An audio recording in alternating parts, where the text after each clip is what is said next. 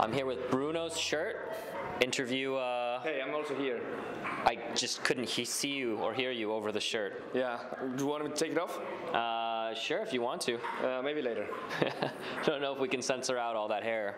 That's gonna be tough. How have you been? You've been doing the multicast stream. I've been doing the multicast. You're a star. I am a star behind the scenes, which is a really different and cool thing to do. It's almost over right now. All I have to do is by the end of last game go and say thank you everybody, you're fucking awesome, and just keep on with my life. But other than that, it's been quite a ride that I enjoyed a lot. And your thoughts on what's happened thus far in the tournament?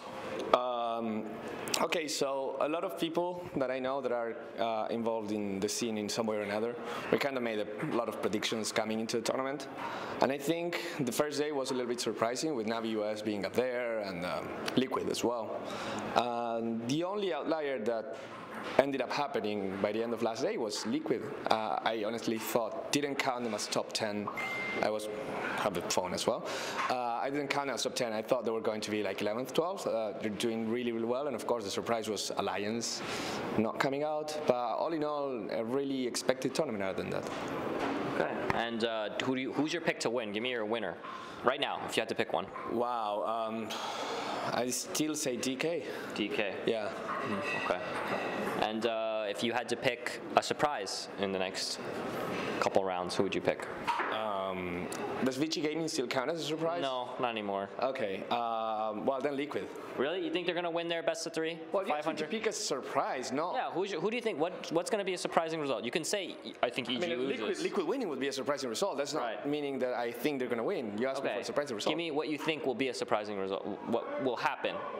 Predict a bold result. Okay, something predictable, but that is not entirely sure, is Cloud9 winning. Okay. Cloud9 is a team that, you know, when you predict all the matchups, and like, we were doing predictions for today, trying to figure out what was going to happen in terms of if there was going to be any tiebreaker.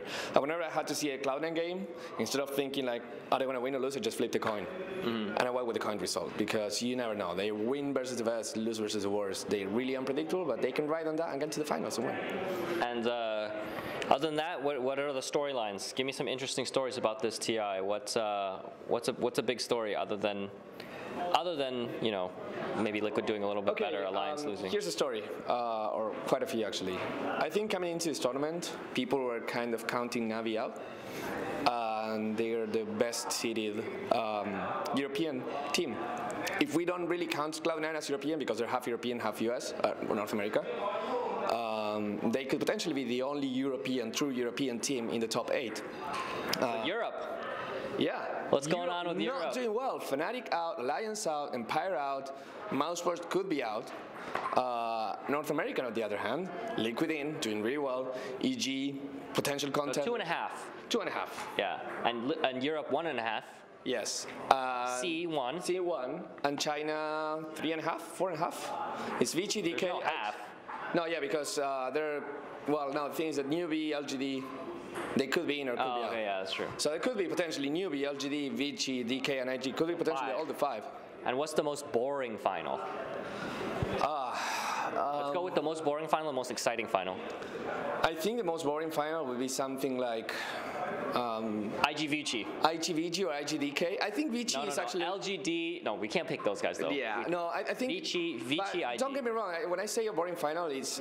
Did you see the game? It was Vici IG that was 16 minutes on the first blood, and then it was over just like 2 minutes after that. Well, I don't mean boring. I mean boring in terms of like compared to like the rest of it. Like the thing is, because of how they play, those teams could be more passive, and also let's be fair. I mean, the English audience being mostly based in Europe and North America, they wouldn't care as much as for DKIG. So give me your dream final. First, #1 dream final. #1 dream final has to be EG Navi. EG Navi. EG Navi. Navi is a historic team. I mean, every single time we count them out, they're like, there's no way Navi this time can do. They did it in TI1 because they were the only good team. They did it at TI2 because they rode like a couple good results. They did it at TI3 because KYXY Deny and Tong Fu Fountain Hooks, TI4, if they get there again, we're running out of excuses to count them out, right? And EG, they're like the Great Hope, Arteezy, and I think there's a lot of media focus around the team. A lot of people there, like, they're very likable and they're very relatable. And NA Dota really desperately needs someone to cling on. And I think EG, this is the year to shine. Okay, and give me your second dream final. Okay. Wait, let me go back to the teams. We have C9. Actually, C9 EG would be fun. C9 EG would be fun because Eternal Envy. Eternal Envy and the anime ending. Yeah, that's kind of a thing. Like Cloud9, if they get a win because of, I mean, all the controversy around Eternal Envy, like 11 where you hate him, Sing Sing being quite a fan favorite, pretty much all of the guys. Pilot that has not been having good tournaments recently, so if he's stepping up his game, so it'll be kind of a vindication for him and pretty much everyone else. There's a lot to be said about that team. And again, Eternal Envy and Arteezy, they're really good friends that they don't want to talk between each other because they don't want to share strats. So it kind of would be a really nice way to put them together once again. It's like, okay, who's the teacher and who's the student here, right? Right, okay. All right, we switch gears. There's also another final coming up that you're very interested in. Yes. Can you tell us about that? It's called the World Cup Finals. And that's for some other sport, not Dota? It's a sport that essentially you're kicking a ball. Okay, got it. So with your feet. So it's called weird. Football. I mean, it makes sense, right? Like you use your foot. It's a. Of course, it's that. What else would it be? What else would it be called, right? So, and every 4 years, this guy do something kind of like the international, but not as cool. But they get countries instead of teams. That's weird. Yeah, I don't know why, right? Like. So you're cheering for your own country. I guess, yeah. And you guys made the final. We got to the final for the first time since 1990. We have the chance to win it for the first time since 1986. And you guys have the best player. We do have the best player, but they have the best offense. Yeah, but you're playing against the Germans. Okay. You're American. Do you watch basketball? Yes. Okay, so this would be like Germany is the Heat. Right? The Heat? Germany is the Heat. The Heat have the best player. Well, the Heat have the best player. Okay, Germany is Oklahoma City Thunders. They have really great offense. They have Durant. They have Russell Westbrook. They have all these kind of. Good analogy. Okay. Yeah. Okay. Argentina is. Argentina's Cleveland with the Heat. Yeah, it's the old Cleveland with LeBron. Okay, got it. It's the old Cleveland with LeBron, right? The new Cleveland has LeBron too. Wait, has he gone to Cleveland yet? When did that happen? Yesterday. Holy shit, really? Yeah. Wow. You're not trolling me? I'm not. He went back to Cleveland yesterday or the day before, I forget. But he wrote a whole thing. It was released on Sports Illustrated. He's going to Cleveland. It's crazy. Wow, well, I guess there you have it. Yeah. It's Cleveland versus Thunder. I want to talk about that for a second because I don't know if you follow the NBA, but that is a crazy story. Yeah, it is. It really is. I don't know. Cleveland's roster is pretty good. They got a lot of first-round picks. Yeah. They got young guys. Kyrie Irving is very good.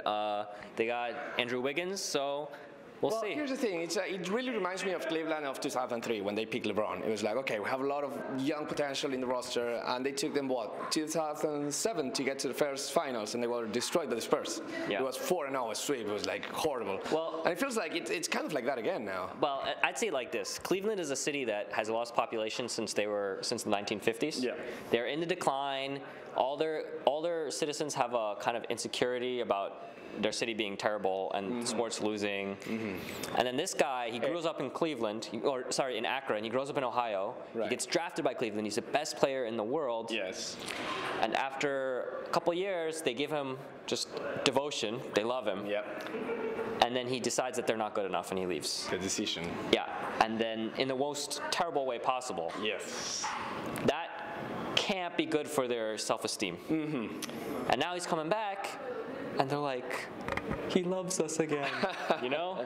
Yeah. And he wrote this really nice thing about how he always knew he was going to come back, and like he can't imagine not raising his kids in Cleveland and all this stuff. But I mean, that is love, right? Like you find this super hot girl, this is beautiful girl. This is what it is. This is a high school relationship. Yes. And LeBron went to college. Yeah. and he was went wild. He the went party guy in college, most popular guy. Yeah. But then he realizes that he's not that guy, and he comes back to his high school sweetheart, and she forgives him. Yeah, but that's the other problem. When you come back to your high school sweetheart, you're like, okay, you remember all the nice things, and then you start talking, and you know that you drift apart. I don't know. There's a romantic comedy ending, and then there's the Bruno realistic ending. Right. I mean, how long can you ride on memories? You have to create new ones, and creating new ones is really hard when you're now like a superstar, and your high school sweetheart is still Cleveland. I mean, it's not Pittsburgh, but it's the high school sweetheart of this tournament is Alliance. It is. And people are sad, but hey, the world moves fast in Dota. So, you saw Alliance day 1, day 2. I mean, let's be honest here. They weren't going to win the tournament, even if they made it into the top 10. Like, the way they were playing, you could see that they had to struggle for every little bit. Yeah. And if they managed to get really far, then that's superhuman almost. Mm-hmm. Yeah, I mean, you can see it from the teams that are playing well here that they're just gonna do well, right? Yeah, and that was not the case with Alliance. They tried some different stuff. Didn't seem to connect with them. It wasn't as much that other teams had figured it out, but it just didn't feel it was their game. It didn't feel it was their time. Sometimes you come with something very revolutionary. I mean, you saw the last 2 games they played. They won 1, they lost 1. They went full, what they call Rat Dota. Almost BDG. Almost BDG with that, and they actually beat Navi with that. And they put Navi in this position where it's horrible to be in, which is I can't win, but I can to fight. Yeah. Maybe not lose for another 20 minutes. Yeah, it's when the Naga gets Radiance and you can't break high ground, and she's split pushing you, and you're just like, my God, we're gonna lose in 40 minutes. Yes. And there's nothing we can do about it. There's nothing we can do. We can only pray and hope. Yeah, and just hopefully they screw up. Yeah. And they didn't screw up. They didn't screw up, and that worked out very well for them at TI3, but this year, against certain lineups, you cannot do that. Yeah. And I think they figured out a little something at the end, but too little too late. Yeah, I think it's also kind of the same story that happened with day 1 with other teams. So for example, Navi US, they had a huge advantage day 1, and even Liquid as well, which they could keep, which were teams, they had to prepare for 15 teams. So if you're going to prepare, you prepare against IG, against Alliance, against Navi. You don't prepare against Navi US. So you don't do much research. So when you fight them, they're like, oh, well, we don't really know what they're doing, so we might lose. But then after day 1, people look at them, they figure them out, they win. With Alliance, it's kind of like the opposite. Everyone's kind of respecting Alliance. And by the end, they were like, well, they're not really as strong. So maybe teams were not playing their full potential or being really, really scared of them. And that allowed Alliance to maybe come back because they still have something of it. Yeah. Well, like this TI is the most competitive there's been, and every TI winner has not been able to repeat. Not even close, actually. Yeah. I mean, well, Navi has been close to repeat. Sorry, other than Navi. Yeah. Navi always close to repeating, right? Yeah, that's the thing. But IG won, TI2 didn't even get top. What were they? Top 6? I think they were top 6. Yeah. Top 6, so not very close. Yeah. Then Alliance won, and they didn't even make the playoff stage. This year's winner not looking good for TI5. Then that's what they have to worry about, because if you think about it, right? And especially this year's winner, you got $1 million. No, here's the Do you thing. even care about the next year? Look at this growth, right? Because I mean, I come from a math background, so TI1 50 million next year. TI1 1.6, TI2 1.6, TI3 2.8, TI4 2.4. Yeah, sorry. Or 2.8. 2.8. Yeah. Oh, my bad. Sorry. You can't get me. 2.8, almost 11. 120. 120. That's your prediction. 120. Okay. You look at the graph and it's going that way. I think 20. I think 20. That would be I would believe that. No way it goes 4 times like it did last year. Imagine. Here's the thing, right? Like, let's look at the economy of things for a little bit. Last year you had to buy a compendium. If you liked it, you could buy one to your friend, and that was all you could do. This year you could buy as many points as you wanted, and pretty much what limited you in terms of like, okay, I don't need to buy anything more, was to get immortal items. Immortal items, get into level 100. Yeah. How many immortal? I think there were like 10 immortal items, more or less, around that. Some of them were really cool. Some of them were really cool. Like the lion one. Change the guy into a fish. The tinker one. Yeah. If you make instead of 10, 30. There's You make 30 immortal items. There's no reason. 30 immortal items? You think they're 30 going to make 30? immortal items. I mean, Jeez. you look How many? There's a too many items at some point. There's a point where there's too many items, right? I mean, there has to be a point. Like there's an EV minus point of where I literally can't play hero enough to make it worth buying an item. No, see, that's where I disagree. Because people don't, this is not, you saying there's enough items or there's a point where there's too many items, it's like telling a girl you have way too many shoes. Well, it's like this. No, it is. Is there a point there's too many shoes? I get you. But let's say I play Tinker once a month. Right. And I have 10 boots of travel and they're all different. Yeah. Am I going to buy the 11th one? Yes. Why? I think so. Okay, you go to Versace, you go to Armani, and they have something which is called the season, and then you have a lot of new suits, and then you have a lot of new pants. Why do you buy the new one? Just because you want to show your social status to the people that have the new got it. Okay, so That's if they just got to keep, but there's a power creep for all the new items. It's got to be cooler and cooler and cooler. If that was the case, the fashion industry wouldn't exist anymore. The fashion industry has existed for the fashion industry. years. The fashion industry exists in a cycle of like what's cool and in, and you want to be like that. But Right. Dota is like all the new items have cooler effects than the previous ones. Yeah. That's true. Yeah. And eventually, you got to get to a point where you can't have these crazy, like I remember when the Lone Druid Panda came out. Yeah. And that was like a huge deal. Now just changing the bear is like whatever, you know? Right, it's just one more bear. Yeah. So you got to reach a point where there's. I mean, what are you going to make? I see what you mean, but at the same time, there's so many different axes where you can scale. Okay. So if you stop going in one direction, you can always go in another. It might not finish until 2025 or something. Right, Who knows? something like that. It might be Dota 3 at that point. I have no idea. No, not 3, 4. Dota 4. We skipped 3. Oh, right. Got it. Okay, I should have seen that one coming. Okay, what do you just like after this? After the day is done, you just go to sleep? Are you tired after doing all your stuff? I'm tired. So we're gonna have some break days. We can hang out on the break days. We can hang out, we can chill. Normally these days I've been finishing here around 10, 11, meaning I just went to the bar, get some like something to drink with a friend, and then go back to sleep. Because the next day I have to wake up at around 7, be here about an hour before, and just make sure that everything's going okay. So these 4 days were really, really crazy for me. But as you said, I don't have anything to do during the bubble race stage. And then there's I think 3 free days until the main event, and I will be back at the main event. Okay. And you will actually be able to see my face there.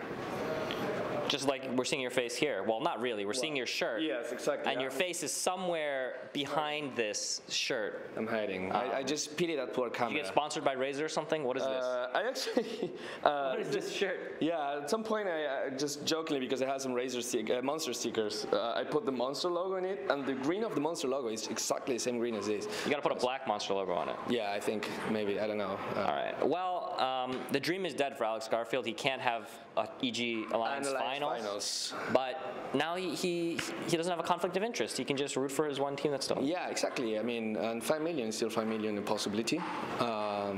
If you think about the difference between winning and getting second place, the difference is about 25%. So in the grand scheme of things, it just doesn't change as much. Okay. All right. Well, thank you for your time. Thank you. Let's do your shout-outs and call-outs. Shout-outs and call-outs. I want to give a huge shout-out to, I unfortunately cannot name them, but everyone that was in the production room. Yeah, all those. Especially Ice Frog. So you know what he looks like? Yeah, I mean, like, who do you think? It was Ice Frog and me during the whole... Oh my God, I'm so jealous of you. You know how Ogre Magic has 2 heads? It's kind of like us, right? So when you say Ice Frog and me, do you just mean me? Well, I mean, would Ogre Magic talk about his other head as a he? Okay, maybe not. I don't know. You're blowing my brain here. But yeah, everyone there has been doing a really, really amazing work. I literally all I had to do was pick up the mic when something's happening, which, granted, it's harder than I expected it to be, because you're like, okay, there's a team fight on Dota 4, you have to go. Dota 4 is like the camera's one. It's not Dota 4, the game. There's no Dota 4. There's no Half-Life 3. Okay. What? So So yeah, I had like it's Mousepros versus IG, and something happened. Just pick up the mic and say something. So I had to go, and now we go to Mousepros versus IG, where the fight is about to happen. Maybe try and make some jokes. As sleep deprivation went on, the jokes became. I like them. They're like dad jokes. They're really cheesy. Yeah. That's like the point of them is supposed to be they're bad. Yeah, exactly. Yeah. Because if you think too much about the joke, you're not watching the match. Yeah, okay. So it was really fun to do. Okay. And call out. Give me a call out. Call out. Why would I be? What do you mean by call out? I mean, I'm calling someone out. It's just like pointing out someone's mistake. That's what I. No, you gotta give me a call out. Like who do you want to call out? So someone, I don't know. Well, okay, again, like my interpretation of call out is something negative. Yeah, it's something negative. Why would I want to do something negative? Don't you have any haters? Don't you want to say something? I don't have any haters. Someone's like, I fucking hate Bruno. He's useless on the panel. And then you're like, what now? But that's why I'm not on the panel, because I was certainly useless there. Okay. All right. No, I don't have no one? I honestly don't have anyone that I would. You have no enemies. I have no enemies. Some guy is like, I'm going to be his arch enemy right now. They're watching this interview. They're like, I'm going to get him. Try, then I'll invite him for coffee and maybe he'll be my friend. Wow, you're too nice. Too nice. Even in pubs, no one flames you? No. Okay, well, No. Thank you very much. No, thank you. And we'll see you at Key Arena. We'll see you at Key Arena. Yeah. And everyone else, hoping to be a part of a great event. And It's already pretty good. it can get better. Definitely. Wait until you see what we'll I'm see. wearing. Okay, I can't wait. Thank you, Bruno. No problem. Take care.